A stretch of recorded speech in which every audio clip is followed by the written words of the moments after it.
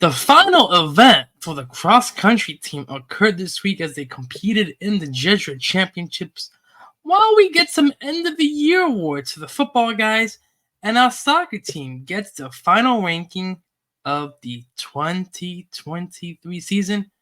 We're going to talk about this and much, much more on this week's State of the Marauders podcast.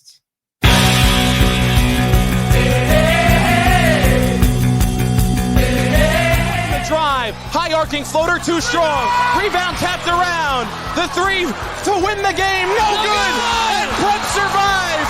The Marauders have won their first sectional championship since 2014. 2-2 is in the air to right field, going back is in front for Weehan, he makes the play, and St. Peter's Prep retains its glory on the diamond. The Marauders are your 2023 Hudson County Tournament champions. 2 seconds left, cleared aside by Kirk, and we have a final. St. Peter's Prep, the kings of Hudson County, for the first time since 2019. Downfield, Sayuo battling Lois. Sayuo onside. Sayuo delivers for St. Peter. Here's Jude with 9, with 8, with 7. Sargent, score! Fake, pass, complete to Reese. That's going to be a first down. That's going to do it.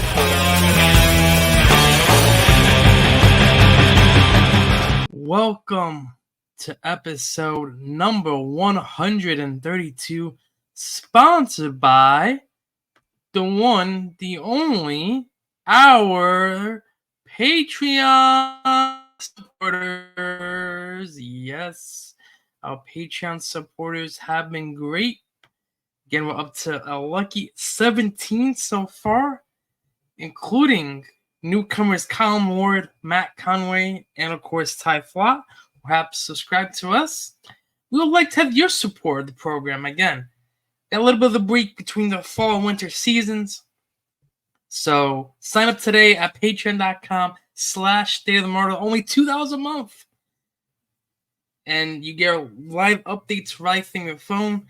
From any game or match you're covering, you get the podcast in video form right to your phone. You get it before everybody else does it. And much, much more. And again, you get a 7-day free trial once you sign up as well. So make sure you sign up today at patreon.com/State of the Marauders. Well, I am your host once again for this week's episode of the podcast, Renard Rodriguez of the class of 2010, and not much to talk about this week except for the fact we're going to go right into the nitty-gritty of what we got.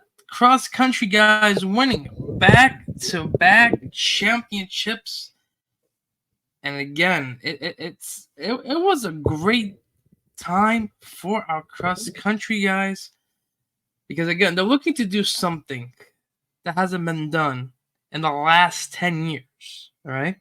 Remember, last year when they competed in this event, it was the first time they had won it since 1950. Right. Now they're trying to get some momentum from the meter champions. They did well. Now, how did they do at the Jesuit Championships? Well, let's just say the Marauders had an absolute 1, 2, 3 finish with those three guys right in the middle right there. Tommy O'Brien, front and center. He would win the race. And, I mean, he just had a great year. He just had a magnificent year. And he's going back next year as well. So, Tommy O'Brien, beast of an athlete. He gets first place. The Rocks brothers, again, also right next to Tommy on that screen. Ivan and Liam.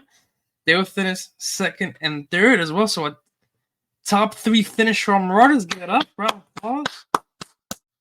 We got Cheyenne Hurley there on the side in 6th place overall.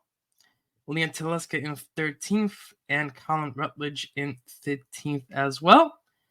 They would win the overall title by a whopping 22 points. Yes, 22 points over the McQuaid Jesuit to get there. Back-to-back Jesuit Championships. First time a team has done that in 10 years. Also, for our freshman guys, they also compete in this race, and they would get a 3rd place overall finish. And it was another great race for our guy, Harry Anderson. He would end up 2nd place overall. And again, what a rookie campaign for Harry Anderson, the cross-country team as well. I mean, fantastic job by him all year round. If I were to make a top 5 athletes list, okay, for the fall, which I'm not going to do, I'm not. This is just hypothetical, ladies and gentlemen, okay? You would have to put Tom O'Brien and Harry Anderson there as definitely top 5. I also would like to put Matt Berthelp, Cyro, and Simon Yanez as well, because all 3 guys were magnificent all year round for the Marauders. And if I were to put a top 5, maybe I would put Joe Sion as well. He had an overall great couple of years, even this year as well. He was great. I would also have to put a couple of Fond. So again, a lot of great names. This is why I can't make a top 5 athletes of the fall season, because there's too many great athletes this fall. There's too many. But stay tuned again. End of the year awards. We will dictate who gets rookie, junior, sophomore, etc. Once the year ends, we'll recap all that. But again, congratulations to the cross country guys. Again, Jesuit Champions. We wish them all the best as they will start preparing now for their indoor track campaign. All right. So that's pretty much the main news of the week, but there's going to be some other things we need to talk about as well.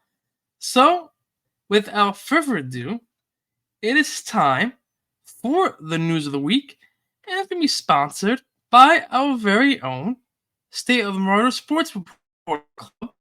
So, Ben, tell us, as the club president, about the State of the Marauder Sports Reporters Club. Hello, everyone. My name is Ben Novoselic, class of 2024, and I'm the president of the State of the Marauder Sports Reporters Club. If you're interested in sports media and prep athletics, this is the perfect club for you. Stay tuned for the morning announcements and activities fair once school begins for news on how to... Thank you to Ben for that. And again, we meet every E-Days in the Browning Center. Again, E-Day just passed, so stay tuned for after Thanksgiving for the next E-Day, which you can join the State of Marauder Sports Reporters Club. A lot of information coming up as we head into the winter season. But now, let's talk about the news of the week.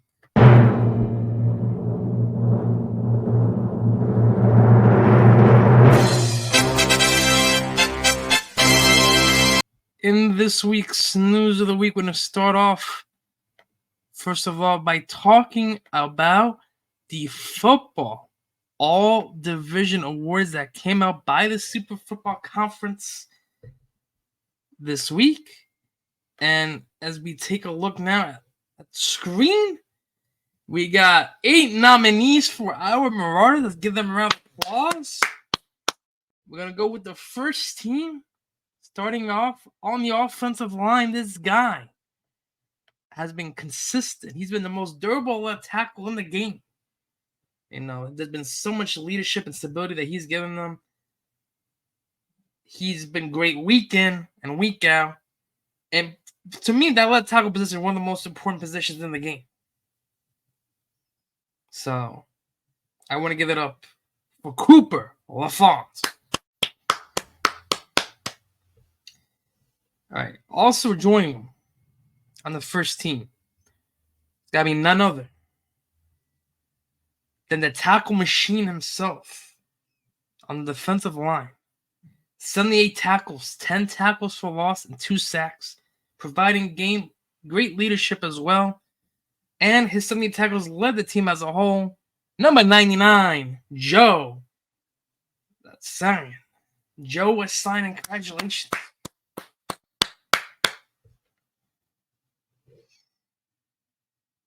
All right. For the second team nomination, this guy led wide receivers in yards with 355, 28 receptions. Also had a touchdown as well. The senior right out, number 88, Dallas Reese. Also representing the second team, Another guy on the offensive line who had durability all year around, Steven Lazam.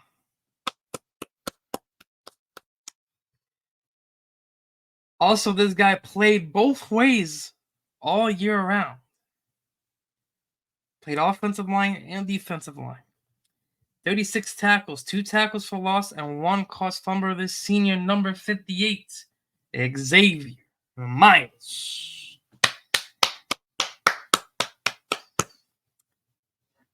Also, this linebacker who was so dependable, so durable, caused havoc. 72 tackles, 2 tackles for loss, 3 sacks. Number 8, Samad Bailey. This guy also played both ways, as a defensive back and as a wide receiver. 17 tackles, 1 tackle for loss, 1 interception, 1 fumble recovery, 31 receptions, 318 yards. Number 1, Hassan Moore. And finally, honorable mention, this guy was the second linebacker nominated. He had 59 tackles, 2 tackles for loss, 3 sacks. Number 32, Marvel Davis. So congratulations to our 8 Marauders again. Cooper LaFawn, Joe Asine, Dallas Reese, Steven Lozama, Xavier Miles, Samad Bailey, Son Moore, and Marvel Davis. So congratulations once again. And again, all those guys are seniors, so we wish them good luck in their future endeavors. All right. Moving on now to our next topic. The soccer team have their final rankings released by both NJ Athletics, okay, and NJ.com, okay? And they were both pretty even. We're going to look at the NJ Athletic rankings right now, and it's going to be revealed. We can't see it because that's blocking the way. Number 9 for our St. Peter's Marauders. Number 9 in the NJ.com top 20 and in the NJ Athletic soccer rankings as well. Again, you had Cena Hall, Delby, CBA, Ramsey, Pingree, Bergen, Princeton, Kearney. And the only reason why Kearney is above the Marauders because they won a sectional title. So again, congratulations, Kearney Cardinals winning their sectional title. Congratulations to Marauders winning the county title. And again, if you know CBA, Pingree, they both played each other. They're both top 5 teams. So again, it's very tough. Non-public A. Again, yeah, CBA, Pingree, Cena Hall, Delby, Bergen. It's a lot of competition, not public area. So, again, 9th place overall there. And NJ.com will also be a 9th place overall finish as well. And it is their best top 20 ranking to end the year since 2019. And again, they beat Kearney twice, right? They finished 17-4. They had 2 double-digit goal scorers in Matt Saburo and Philip Sidewell. They're both going to be coming back next year. So, again, they got as high as number 6 this year. Could this team be a top 5 team in the state next year? We're going to find out. But again, congratulations to our Martyrs, who finished 17-4 and finished as the number 9th ranked team in the state of New Jersey. All right. Moving on. We're now going to talk about, what else are we going to talk about? We are going to talk about the SPP wrestling schedule, which was released a couple weeks ago, but since we're getting closer to the season, I figure we do a little dissection of what's to come for our wrestling Marauders. We talked about the basketball schedule last week. There were some changes. So we're going to release that graphic on social media most likely sometime this week for Thanksgiving holiday. So stay tuned for that at SOT Marauders. But let's talk about our wrestling guys, and they're gonna have some tough competitions. Early on, they got the Beast of the East. That's always the premier competition in the East Coast from Newark, Delaware, to start off. Then they got invited to Oklahoma this year, taking the National Wrestling Hall of Fame duels. So that's going to be quite the spectacle for our Marauders. Then they take on the Sam County Invitational. Before starting their dual action, well, technically they're taking on the Oklahoma duels, but in terms of New Jersey duels, the first overall duel will be against one of the top programs in the state, in my opinion, Bergen Catholic. And boy, the barn's going to be electric on January 3rd. Everyone's got to show up for that one, because that's going to be insane. Then, and a couple things after that, then you got the New Jersey Catholic duels down on CBA, in which you got all the Catholic teams. You got CBA, you got Delby, you got Del Barton. I mean, you got a lot of Catholic schools down there. So that's going to be an insane match. Then you got Escape the Rock. Then you got another home duel against Passaic County Tech. Then you got the Pine Barren duels. Then you got Red Bank. A try-me between Prep, Down the Catholic, and St. John Vianney. Then St. Benedict's Prep, and maybe even another duel. We don't confirm this. It says this on HIA website, so I don't know if it's 100% accurate. But also, Hanover Park could be a home duel as well. So that could be 4 consecutive home matches for the Marauders before they take on the Hudson County duels at Kearney on February 3rd. Then you got the non-public Group A championships for the teams. The Marauders hosted that matchup last year, which they defeated Paramus for going on the road to Del Barton and losing there. Then you got districts, then you got regions, and then you got the individual state championships. I looked at the schedule. You might see some State of the Marauders action down in Atlantic City this year.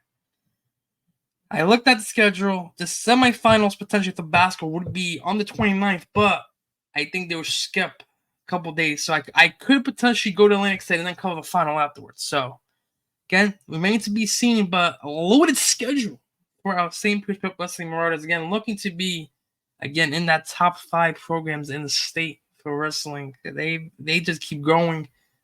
It was a great season last year for our Marauders, in which head coach Anthony Verdi has done a tremendous job in changing the narrative of the program, changing the way it's been for the last couple years. It just keeps evolving, keeps growing. Last year, they ended 17-2 last year, okay? They ended up 17-2 last year. How will they do this year? We're going to find out. Again, they had 19 total matches last year. Okay, I think this year there's a little more emphasis on the individual aspects of it, but I think with those duels in Oklahoma, they might be able to get to 19. We'll see, because the year before that, they were 12-2. So we'll see how they do overall. But again, loaded schedule for our wrestling Marauders. Okay. Moving on to our last component. Okay, moving on to our last component. We're going to recap one more time our top 5 moments of the fall season. I know we talked about this last week. I posted on social media, but we're going to take a look at it one more time from this perspective of the graphic. Okay. Again, we asked you guys on the app, what moments would you add on there? What moments would you like to change? And we got a couple of, football beating Paramus Catholic. And I agree. If there was a 5A and 5B, I would put the football game against Paramus. That was a great game. It was a great victory for the squad. It was great. And I was torn between water polo and football. If I had a top 10 moments, I definitely would put all that in there. But just being 5, I figured water polo, that was more impressive, winning 19-8 in the opener. Football, they won by a score, so that's the only reason why. I would put water polo over football. But again, that victory was great. That was a great game by the Marauders. So it was great. It was excellent. So at number 5, water polo destroys River there, 19-8 in the opener.